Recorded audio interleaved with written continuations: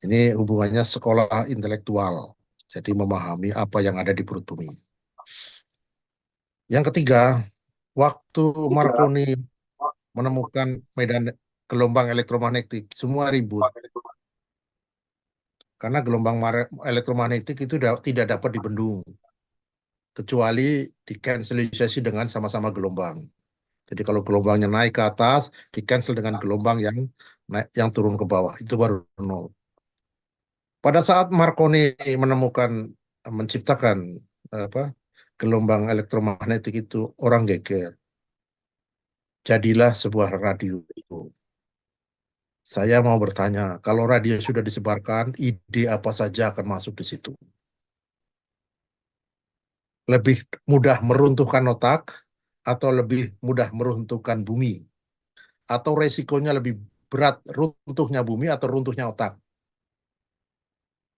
Kalau gelombang sudah menyebar ke seluruh bumi dalam bentuk suara ataupun bentuk visual, itu akan meruntuhkan banyak hal. Kalau itu negatif, itu akan melambungkan sebuah nilai yang sangat berharga, yang surgawi. Kalau itu positif, semua pasti begitu. Saya tidak tahu kapan pisau itu diciptakan. Mungkin Nabi Adam, Nabi Nuh, Lut, Hud, Sulaiman, zaman itu. Zaman batu, setelah zaman batu, zaman besi, keris diciptakan. Pisau itu kalau dipegang oleh orang beriman, menjadi sate yang lezat. Ada sate Lamina di Kebumen, ada sate Pak Minto di uh, itu di Solo, ada sate Batibul, Balibul di Tegal, dan sate yang lain yang lezat-lezat di Indonesia. Tetapi kalau itu dipegang oleh orang yang tidak beriman, pisau itu akan ada mutilasi, ada berita itu menyebar di seluruh penjuru tanah air. Penemuan nuklir, atom bor, Rutherford, itu kalau untuk orang beriman ya sudah menjadikan sesuatu yang sangat positif. Yang tidak dapat dilihat mata, dapat di otak-atik. Ini menjadi penting. Nuklir dapat menghidupkan seluruh kota Jepang. Hanya menggerakkan mungkin 1 gelas, 2 gelas nuklir yang ada di Fukushima. Seluruh Jepang hidup listriknya dengan kekuatan lebih dari 30% kekuatan listrik Jepang. Tetapi kalau itu di tangan orang-orang yang apa durhaka, maka seperti yang terjadi di Gaza itu. Kita mempermasalahkan tambang. Tambang kan sama kasusnya. Kita sering mencela tambang, itu rusak dan lain-lain. Tinggal siapa, kan tergantung depend on the human being. Ya kan? Kan depend on, tapi kalau ayatnya yarfa'ila alladzina amanu minkum walladzina utul ilma darajat. Orang-orang yang beriman memegang itu, ya bukan itu.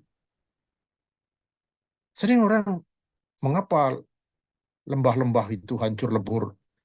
Pertanyaannya begini, siapa yang memberi proyek mereka? Mengapa tidak diberikan ke orang-orang yang beriman? Kan sama sebetulnya itu. Jalan raya diberikan oleh orang yang beriman, kanan kirinya pasti hijau rojo-rojo.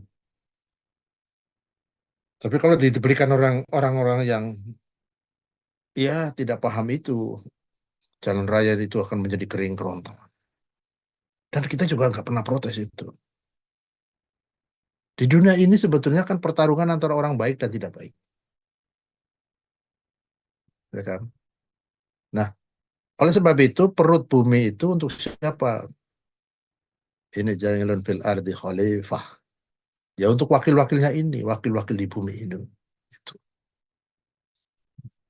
Nah, cetaklah orang-orang yang hebat yang punya ahsan. Wa ahsan kama ahsan Allahu ilaik. Kan begitu ayatnya kan? Base-nya itu base kebaikan. Kalau orang baik ngerjakan apa saja selesai beres.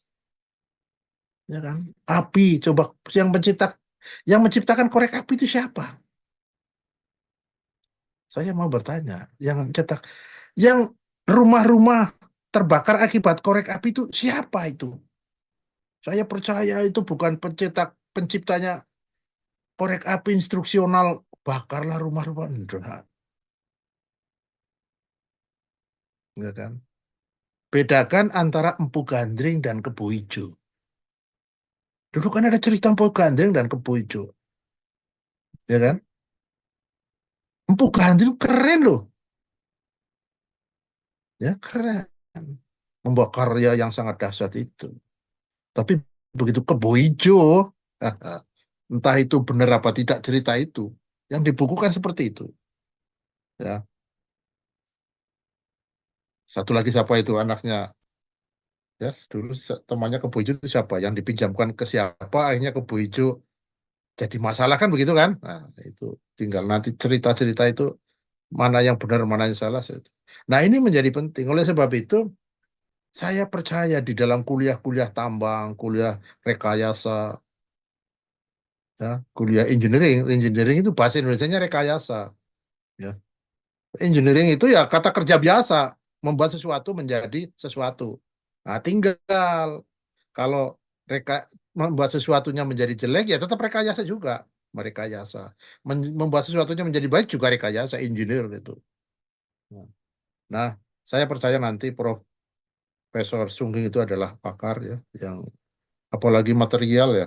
Kalau departemen material kan mesti saya juga tidak paham. Indonesia itu kelemahannya kan di material. Saya insinyur elektro. Insinyur elektro kan pengguna fotovoltaik dari material, pembangkit listrik ada gulungan kawatnya dari material, magnetnya dari material, transmission lainnya material, ada bonded, ada SCR dan lain material. Itu kan semua material. Saya pernah eh, tanya, mengapa kita tidak dapat membuat jarum? Jarum itu jarum ini, jarum yang kecil-kecil itu, bukan jarum 76 bukan ya. Jarum itu katanya ini masih impor jarum loh, kok aneh ya. Nah, ini masalah material loh, katanya material. Nah, oleh sebab itu nanti Prof. Sugeng pasti akan mengupas itu dengan sangat baik karena beliau jagonya. Mengapa saya pilih Profesor Kiai Muawan dari Papua Barat Daya? Saya percayalah kawan-kawan di daerah timur kan banyak tambang dan lain-lain pasti walaupun tidak menguasai secara teknis ya minimal pernah dengar-dengar dan barangkali malam ini adalah untuk pencerahan kita semua. Ya minimal ada 5%, 2% yang menyerap yang terserap oleh kita semua sehingga malam ini memandang sebuah tambang itu seperti hal sesuatu yang biasa lah, rekayasa engineering teknologi industri itu pada plus minus itu. Jadi sehingga apa yang terjadi ya tergantung the man behind the gun itu. Who is the behind the factory, behind the mine system. Ini kan kita semua. Oleh sebab itu mari kita uh, tangkap bersama ya bahwa tambang ataupun apa adalah tergantung manusia. Hanya manusianya ini terasah apa tidak. Harus dua kategori, ilmu dan iman. Waladina manu minkum waladina utul ilmah darajah. Jadi dua ilmu dan iman itu menjadi satu. Punya ilmu saja hanya ngelubangi sumur ya nggak bisa. Sumur di tanah dilubangi, keluar air. Karena orang beriman diberi bata sehingga tidak ada orang kecebur, ya kan? Coba kalau sumur-sumur kita di desa itu dibiarkan saja lubang, itu kan tiap hari banyak orang kecebur di situ. Nah, karena itu sumur kehidupan pasti akan mempunyai uh, manfaat. Saya rasa itu hari ini, Bapak Ibu, welcome to this